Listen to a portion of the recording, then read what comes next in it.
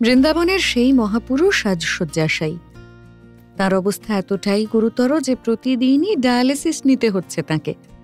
দেশের প্রথম সারির তারকারা তার সেবা করতে আসেন। বিশ্বের তা বড় প্রতিভা ও বিত্তবান মানুষ তার পায়ে নত হন। সেই প্রেমানন্দ মহারাজের 2টি কিডনি বিকল প্রায় 18 বছর ধরে। বর্তমানে ভক্তদের সাথে দেখা করতেও বের হতে পারছেন না।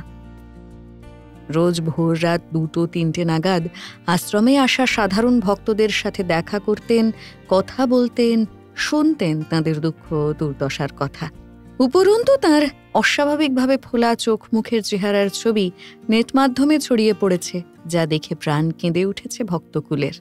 মদিনায় মোহাম্মদের কবরের ওপর এক মুসলিমকে এই কৃষ্ণ ভক্তের আরোগ্যের জন্য দোয়া করতে দেখা গেছে।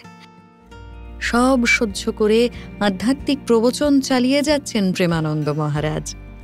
আনন্দে থাকার পথ দেখাচ্ছেন আর জিজ্ঞাসা করছেন, প্রসন্ন হো। ফলো করুন সংবাদ প্রতিদিন ডিজিটাল।